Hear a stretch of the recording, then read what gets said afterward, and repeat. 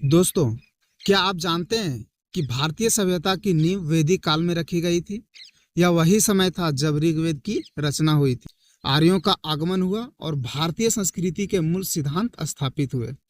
आज के इस वीडियो में हम वैदिक काल को दो भागों में समझेंगे, ऋग्वेदिक काल और उत्तर वैदिक काल। तो चलिए शुरू करते हैं। पहला, वैदिक काल का परिचय। वैदिक काल का समय 1500 ईसा पूर्व से 600 ईसा पूर्व है। यह दो भागों में विभाजित। ऋग्वेदिक काल, उत्तर वैदिक काल। ऋग्वेदिक काल 1500 से 1000 ईसा पूर्व, जब ऋग्वेदिक की रचना हुई थी। उत्तर वैदिक काल 1000 से 600 ईसा पूर्व, जब आयुर्वेद, सामवेद और अथर्ववेद की रचना हुई। अब हम पहले ऋग्वेदिक काल को समझते हैं। ऋग्वेदिक काल, समाज और जीवन शैली। आर्यों का मुख्य पेशा गाय पालन और कृषि था। लोग छोटे छोटे जनजातीय समूहों में रहते थे, जिन्हें जन कहा जाता था। परिवार पितृसात्मक था, लेकिन महिलाओं को सम्मान प्राप्त था। राजनीतिक व्यवस्था, राजा का पद वंशानुगत नहीं था, बल्कि वह जनता की सहमति से चुना जाता था। दो प्रमुख सभा थी। पहला सभा, यह वरिष्ठ लोगों की एक समिति थी जो राजा को सलाह देती थी। दूसरा समिति, इसमें आम जनता शामिल होती थी जो राजा के चुनाव में भाग लेती थी। धर्म और विश्वास, आर्य लोग प्राकृतिक शक्तियों की पूजा करते थे। इंद्र, अग्नि, वरुण और सूर्य। इंद्र युद्ध और वर्षा के देवता थे। अग्नि को यज्ञों के देवता मानते थे। वरुण को न्याय के देवता मानते थे। सूर्य को प्रकाश और ऊर्जा के देवता मानते थे। यज्ञों का विशेष महत्व था, लेकिन मंदिर नहीं थे। आत्मा और पुनर्जन्म का कोई स्पष्ट उल्लेख नहीं मिलता है। अब हम ऋग्वेदिक काल से आगे बढ़ते हैं और उत्तर वैदिक काल को समझते हैं। उत्तर वैदिक काल में समाज में बदलाव।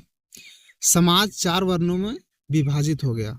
पहला ब्राह्मण, दूसरा क्षत्रिय, तीसरा वैश्य और चौथा शूद्र। पहला ब्राह्मण पुजारी और विद्वान को ब्राह्मण मानते थे। क्षत्रिय योद्धा और राजा को मानते थे। वैश्य व्यापारी और किसान को मानते थे। शूद्र सेवक और श्रमिक को मानते थे। महिलाओं की स्थिति कमजोर हो गई, उन्हें शिक्षा और धार्मिक अनुष्ठानों से दूर कर दिया गया। राजनीतिक व्यवस्था, जन अब बड़े राज्यों में बदलने लगे, जिन्हें महाजन पद कहा जाने लगा। राजा का पद अब वंशानुगत हो गया। धर्म और नए विचार, आज्ञों की संख्या बढ़ गई और ब्राह्मणों का प्रभाव बढ़ गया। कर्म, पुनर्जन्म और मोक्ष की अवधारणा विकसित हुई। नए दार्शनिक ग्रंथ उपनिषदों की रचना हुई, जिन्होंने आत्मा, ब्रह्म और मोक्ष की सिद्धांतों को समझाया। ऋग्वेदिक और उत्तर वैदिक काल में मुख्य अंतर।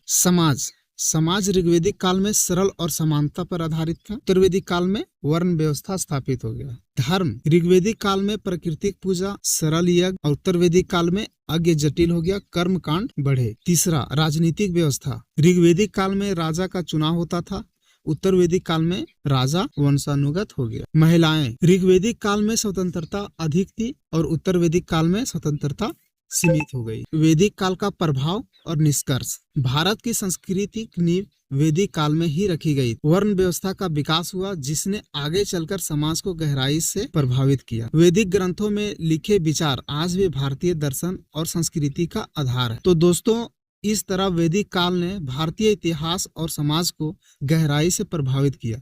अगर आपको यह वीडियो पसंद आया हो तो लाइक करें, कमेंट करें और चैनल को सब्सक्राइब करना ना भूलें।